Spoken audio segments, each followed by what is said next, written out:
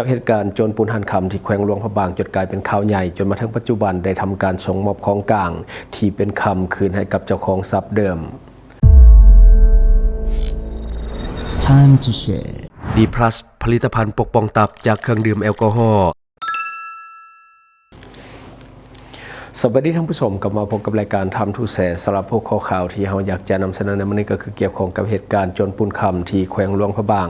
ได้กลายเป็นข่าวใหญ่ที่มีผู้คนให้ความสนใจจำนวนหลายทั้งภายในและต่างประเทศจนมาถึงปัจจุบันได้ทำการส่งคืนของกลางที่เป็นคำเราซึ่งว่าเพิ่นบ่ได้ระบุมาว่าจำนวนเท่าใดและก็น้ำหนักเท่าใดเพราะว่าเพิ่นเอาแต่รูปลงและก็บ่ได้ระบุรายละเอียดซึ่งเราพยายามที่จะสอบถามไปจากแหล่งข่าวต่างๆแต่ว่าบ่มีผู้ใดตอบได้เรื่องของน้ำหนักคำทั้งหมดที่ว่าโจรได้ไปแต่สามารถเบิ่งได้จากรูปซึ่งว่าน่าจะหลายบาทพอสมควร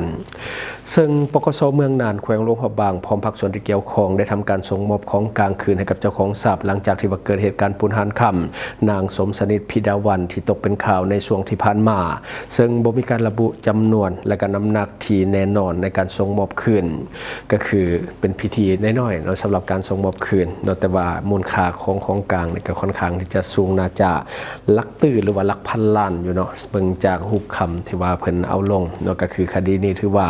ปิดลงอย่างงามก็คือแฮปปี้เอนดิ้งทุกฝ่ายเจ้าของหานก็ดีใจก็คือสามารถจับโจรได้และก็ได้ของกลางกลับคืนมาครบทุกอย่างก็คือได้ครบหมดและก็เจ้าหน้าที่ก็ดีใจคือกันเจ้าหน้าที่ก็สามารถที่จะปฏิบัติเวียกงานได้ไวและก็ได้รับเสียงชื่นชมจากสังคมและก็ได้รับเงินสมนาคุณก็คือ200 ล้านกีบจะได้ผู้นึงเท่าใดก็บ่ฮู้กันอันก็แล้วแต่เพิ่นสิแบ่งปันกันแต่ว่าหลายคนให้ความสนใจ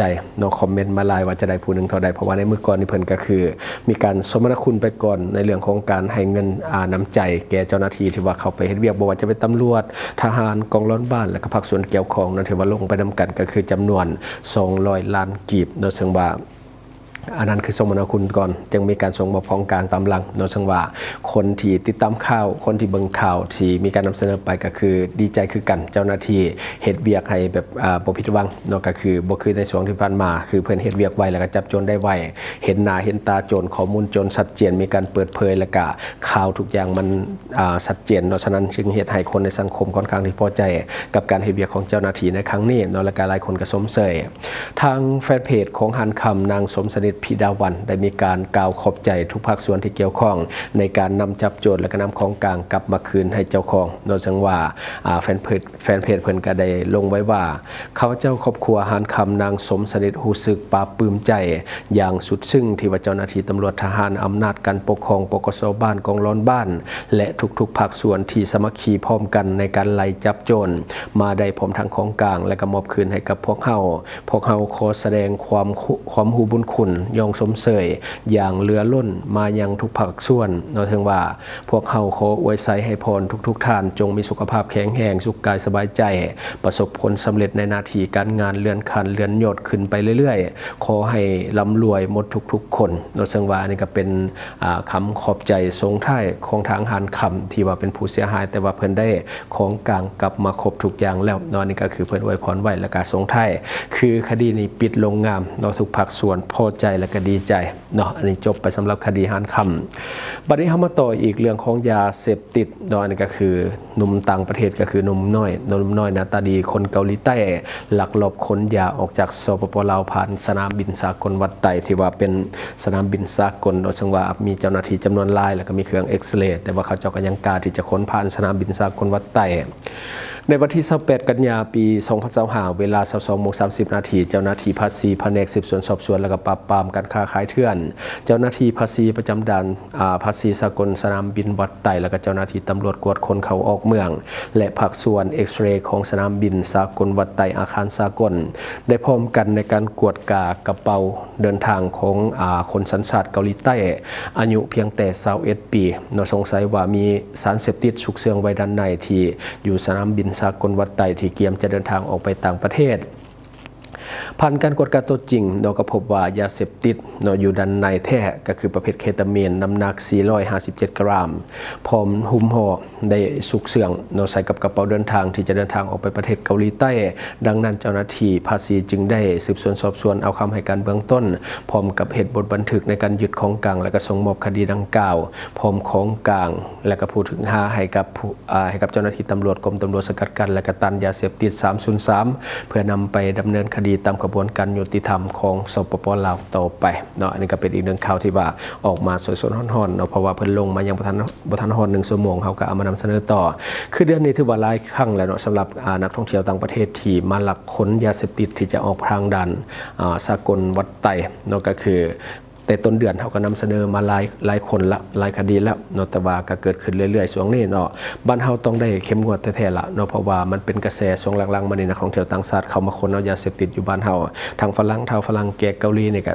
2เทื่อละที่ว่าได้อ่านข่าวไปเนาะก็คือวัยรุ่นเนาะที่ว่าอาจจะมาเที่ยวในบ้านเฮาแล้วก็เวลากลับก็คือเอายาเสพติดติดไม้ติดมือกลับไปบ้านก็คือบ่หลายเนาะ400 ปลายกรัมบ่ถึง1 กิโลแต่ก็เป็นยาเสพติดก็ถือว่าเนาะกับมูลค่าก็สูงอยู่เนาะถ้าว่ามันผ่านเฮาไปได้เนาะแล้วไปถึกจับอยู่ปลายทางสมมุติว่าออกจากสนามบินสากลวัดไต่ไปได้แต่ว่าไปถึกจับอยู่เกาหลีใต้แบบนี้มันจะเหตุให้บ้านเฮาในคายหน้าเพราะว่าเขาก็จะเบิ่งว่าระบบความปลอดภัยของเฮานี่มันต่ำเนาะอันนี้ก็คือต้องได้ชมเชยเจ้าหน้าที่ที่ว่าปล่อยผ่านเนาะบ่ปล่อยผ่านในเรื่องนี้ไปเนาะอันนี้ก็จบไปสำหรับคดีเรื่องของการลักลอบขนยาเสพติดและมาต่ออีกหนึ่งคดียาเสพติดคือกันก็คือเจ้าหน้าที่ปกส.เมืองสำใต้ได้กักตัวผู้สาวน้อยอายุ16 ปีเนาะก็คือมียาเสพติดประเภทคอลลาเจนที่เป็นยาเสพติดเนาะเอาไว้ในครอบครองในวันที่24 กันยายนปี2025ที่ผ่านมาเจ้าหน้าที่ปกส.เมืองสำใต้ได้กวดกาเอกสารรถจากเว็บห้อยสีฟ้าที่บ่มีป้ายทะเบียนขับขี่โดยนางยั่วยางเนาะอายุเพียงแต่16 ปีเท่านั้นเป็นประชาชนบ้านถิ่นเมืองสำใต้แขวงหัวพันผ่านการกวดกาเอกสารโหลดเห็นว่าผู้เกี่ยวมีพิรุธเนาะก็คือค่อนข้างที่จะเลิกลักเนาะฉะนั้นจึงเฮ็ดให้เจ้าหน้าที่ขอกวดคนโตแล้วก็พบเห็นว่ามีคอลลาเจนจำนวน3 ซองแม่นของลาวแท้ซื้อมาเพื่อที่จะขายต่อเนาะอันนี้ก็คือคอลลาเจนจำนวน3 ซองซึ่งว่าเจ้าหน้าที่ปกส.เมืองสำใต้จึงได้กักตัวแล้วก็ส่งให้กับแผนกสกัดกั้นและก็ต้านยาเสพติดปกส.เมืองสำใต้ดำเนินตามขั้นตอนของกฎหมายต่อไปเนาะอันนี้ก็คือข่าวที่เกิดขึ้นในเมื่อก่อนนี่เนาะก็คือแฟนข่าวจำนวนหนึ่งกระตอว่าที่เฮาเอาภาพมาลงเนาะก็คือ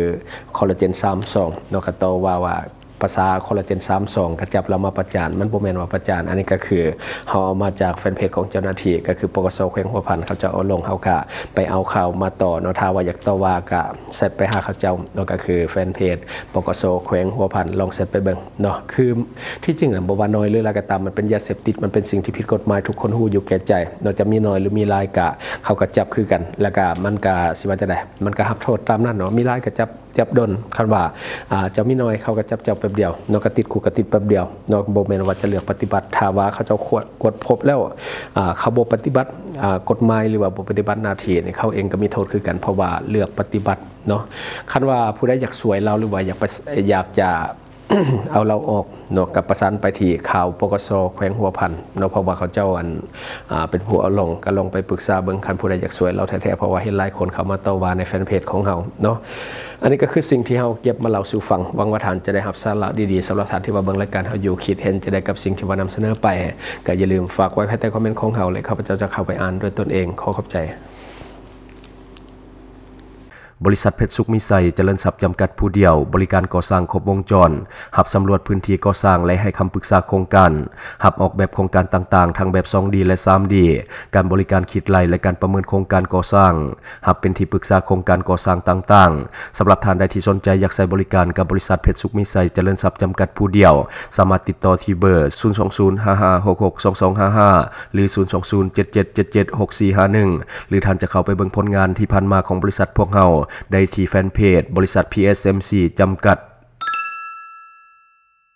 อยู่เมืองลาวใช้แต่เงินกีบลาวและส่งเสริมผลิตภัณฑ์ภายในเพื่อลดพรการนำเข้าสินค้าและแก้ปัญหาเงินตา Subscribe for more video.